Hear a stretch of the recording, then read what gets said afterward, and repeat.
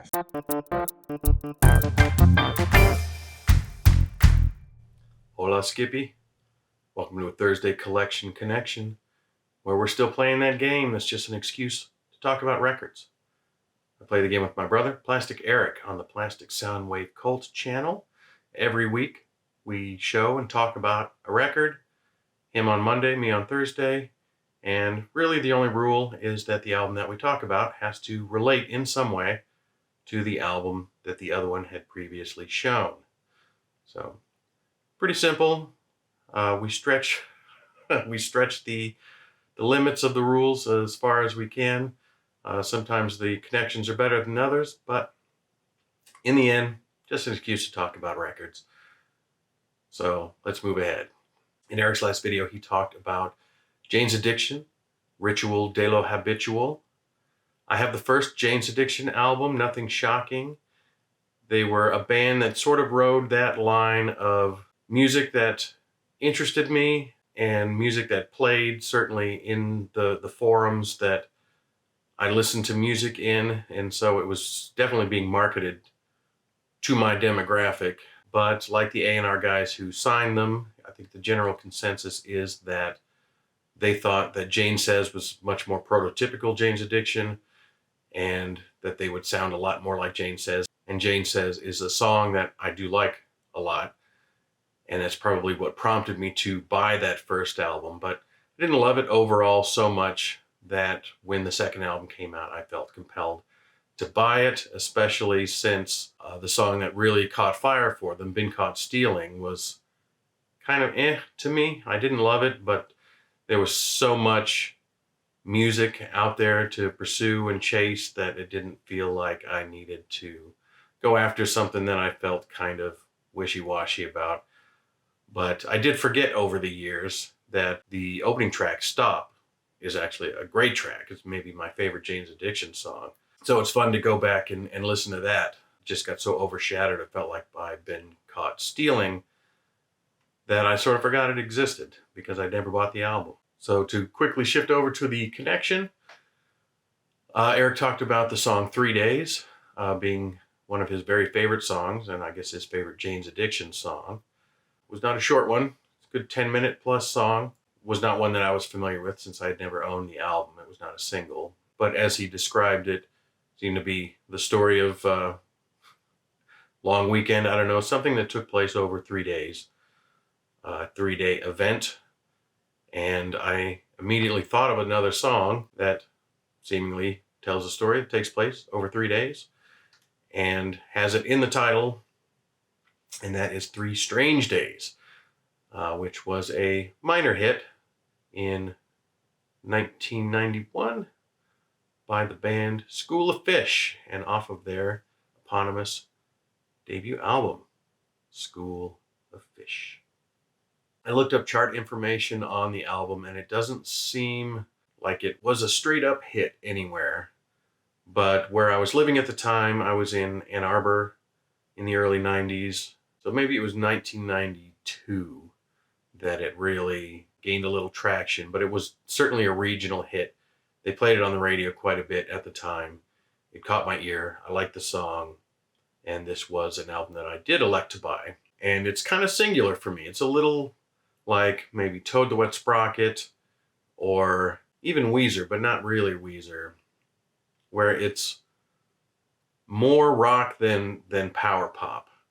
It's not just noisy guitar-filled power pop, just hooks that are louder, but it's more clearly playing in the rock idiom than with pop, and yet it still has some very, very catchy choruses, good harmonies, and it is, I feel, one of the undeserved forgotten bands and albums of the 90s, or in music history in general. The fact that I owned it and still own it makes it so that I could rediscover it, which I did a few years back.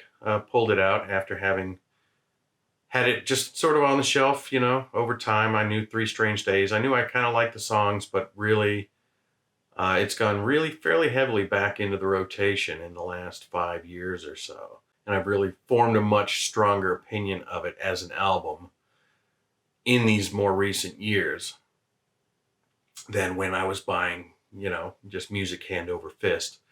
And a lot of it was too much to absorb. But in addition to what I feel is a classic single, Three Strange Days, highly recommended, love it as a single. I don't think that there's a dud on here, and there's other tracks that I like just as well, and in some cases even better. But songs like Wrong has a fantastic chorus that sticks in my head, and Rose Colored Glasses. Fell is a nice little short one, a little more acoustic feeling. But the closing track, Euphoria, is one that's really come on for me in recent years, and it's almost one of those embarrassing songs that when it comes on, I'm like, okay, shh, shh, shh, shh, stop talking. Not during the song, It's very aptly named Euphoria. It's one of those very kind of slow, dirgy album closers that just kind of hits, like on the 1 and the 3 with the crash cymbals kind of feeling. Um, I'm not sure how to describe it, but it's just a slow, dreamy song that that moves me. I enjoy it quite a bit. So I'm going to try and keep this short this week. I don't have a lot of time to turn it around as usual, but the editing always goes quicker when I stop myself from simply rambling. And I will say that 1991's School of Fish by School of Fish is a great record. I should mention, so I'm already off. I meant to mention that the band is mostly the work of the guitarist, lead singer, and the songwriter, the guy who wrote all of the songs on the album, Josh Clayton Felt, who went underappreciated, I guess, in my mind as a songwriter. The second album, which they only ever put out 2 albums, called Human Cannonball. I have that one as well, but it didn't grab me as much as this one. It felt more like it was trying to fit into the grunge aesthetic than this just kind of more rock song. Maybe Matthew Sweet, I guess, was also a good analog. Very overtly rock music, but just very sweet in the pop leanings that it has. But after the second album, didn't really do anything chart-wise. The band broke up, and he put out one solo album and was working on a second album when he was diagnosed with aggressive testicular cancer. And if I remember what I read, he died within about a month of his diagnosis. So he was tragically gone by the end of the 90s, either the very, very beginning of the 2000s, like of the year 2000, or the very, very end of 1999. I don't have his the date of his passing memorized. But yeah, within 10 years of this album, the mastermind behind it, Josh Clayton Felt, was no more. So that's a great loss.